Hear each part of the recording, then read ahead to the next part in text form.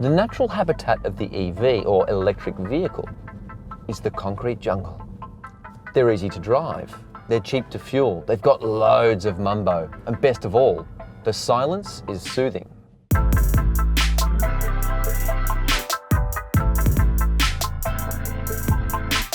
I've been driving these two EVs for the past few weeks, and I'm hooked. I want to buy an EV. It's as simple as that. But the way I see it, there's still two hurdles: price and range. This is the BMW i3, and this is the Hyundai Kona Electric. They both cost around $70,000. This one has a 260 kilometre range, but this one, 450 kilometres. Both can be charged using one of these Type 2 plugs, and with our 7.4 kilowatt charge box, it takes around 8 hours to charge the Hyundai and 5 hours for the BMW. The interior of the Hyundai Kona is neat and tidy, and apart from the gear select buttons, it looks and feels like a regular car. The light coloured leather seats are comfortable and even feature heating and cooling. And I like the heated steering wheel too, especially on cold mornings.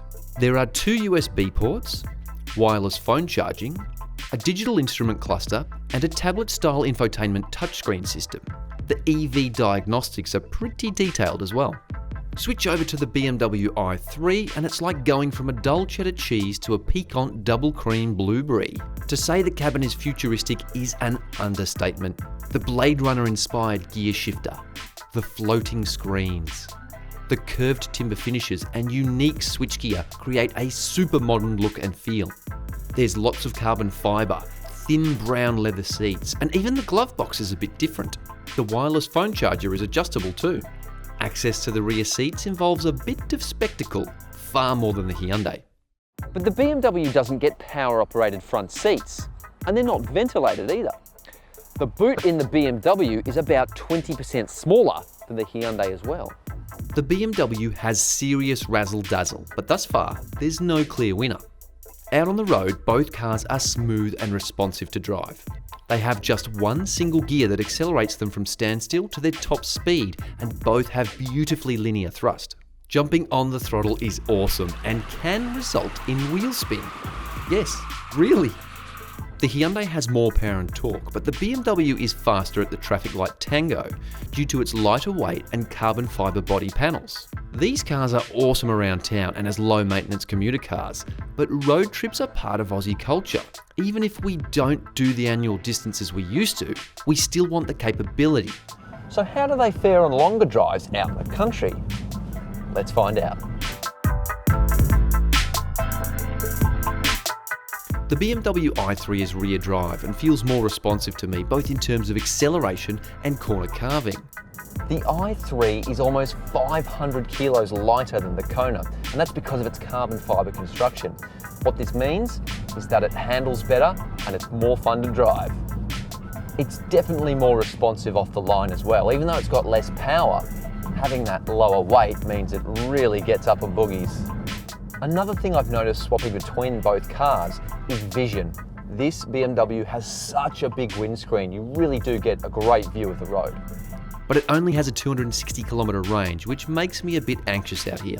So is the Kona a better car because it has 200 kilometres more range? Well, yes and no. The Kona is capable of undertaking longer journeys and it has a much more predictable distance indicator, which inspires more confidence than the BMW. Adjusting the brake regeneration levels via the steering wheel paddles is also very cool, but it doesn't have a BMW badge. And that's an important fact for a lot of people spending this sort of coin. The Hyundai feels less nimble than the BMW, but has a more conventional, car-like feel to the way it drives. Because it's a newer car, the Hyundai is smarter about how it uses its energy, and we saw much better efficiency figures as a result. And yes, it's heavier and it doesn't accelerate as fast, but it's got more torque, and you certainly feel that when you put the foot down. The seating position is more conventional. The windscreen, everything about it, is way more conventional than the i3. And yes, vision isn't quite as good out of here, but it kind of feels more comfortable. Can't exactly put my finger on it, but kind of nicer to drive in some ways. It doesn't have the sharp dynamics of the BMW, But on the flip side, it has much better ride comfort. The way it sort of flows over bumps and lumps means you're always going to be comfortable. It's impressive how far EVs have come. Both these vehicles can be plied to and from work for a week without requiring charging. But I'm not convinced either of these cars are going to change perceptions about EVs in this country. They're still too expensive, and although the Hyundai addresses the range issue with its bona fide 450 kilometre range, you can get a lot more car for your money elsewhere. That said, if the Kona was $45,000 instead of $70,000, Hyundai would have my deposit right now. With more space, higher equipment levels, better range and a more intuitive driving concept than the BMW, the Kona wins this stoush by a country mile.